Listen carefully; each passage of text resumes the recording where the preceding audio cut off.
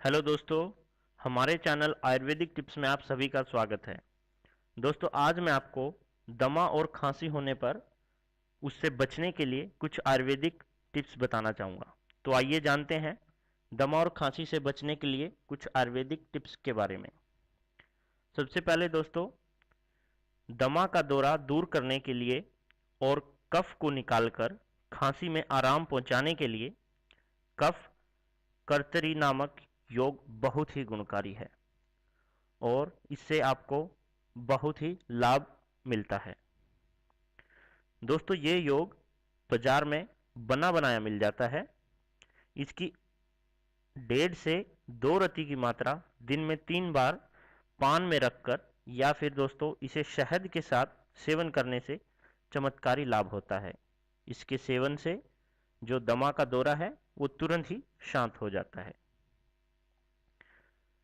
इसके बाद दोस्तों, धतूरा के पत्ते और आक के पीले पत्तों, इन दोनों को आप समान मात्रा में लेकर अच्छी तरह से कूटकर मिला लें और फिर इसमें इतनी ही समान मात्रा में गुड़ मिला लें।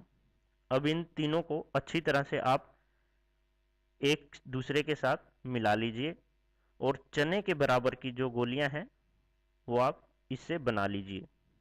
इसकी एक एक गोली सुबह शाम खाएं और इसी के साथ दोस्तों घी, दूध, मक्खन का अधिक से अधिक आपको सेवन करना है। इसका सेवन करने से पुराने से पुराना दमा है और पुरानी खांसी है वो बहुत ही जल्द ठीक हो जाती है। इसके बाद दोस्तों जो तीसरा प्रयोग है दोस्तों, कच्ची रोटियों के बीच में आप एक पत्ता अरंड का रखकर पकाएं। फिर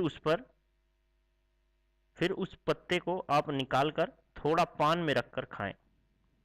जो ये दवा बन जाएगी, ये दवा दमे को दूर करने के लिए बहुत ही लाभदायक है।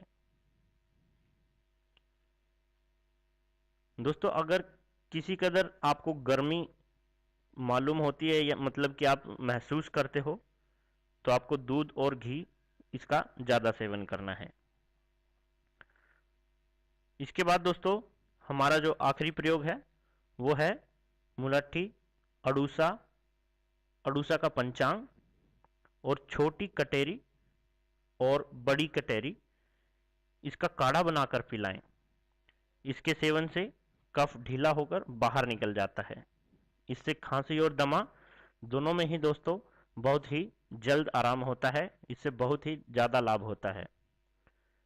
तो ये थे कुछ ऐसे प्रयोग दोस्तों जो आप घर पर आसानी से कर सकते हो। आज की वीडियो में दोस्तों बस इतना ही। यदि आपको ये वीडियो अच्छी लगी हो तो आप इसे लाइक कीजिए, शेयर कीजिए, सब्सक्राइब कीजिए दोस्तों। Thank you.